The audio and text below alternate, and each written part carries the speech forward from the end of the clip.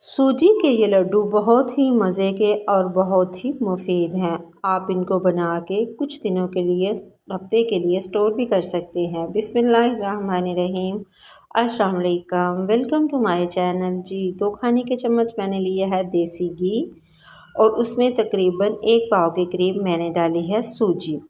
सूजी को मैं गोल्डन करूँगी, इसको अच्छे से गोल्डन करूँगी। और मैंने लिया है खोपरा।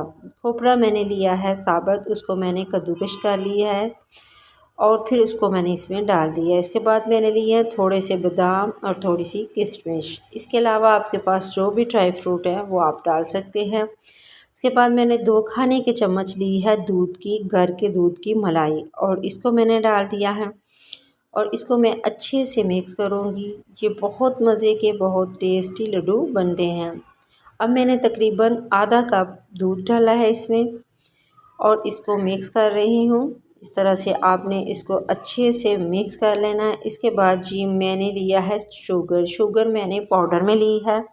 आधा कप ही मैंने शुगर पाउडर लिया है। इसको आप जग में डालें और इसका पाउडर बना लें।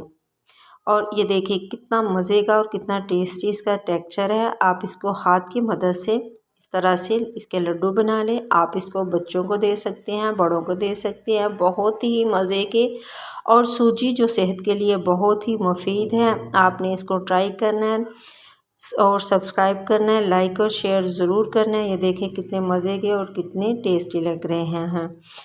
और आपने मेरी वीडियो को पूरा वॉच करना है। दुआओं में याद रखिएगा। अल्लाह हाफिज़।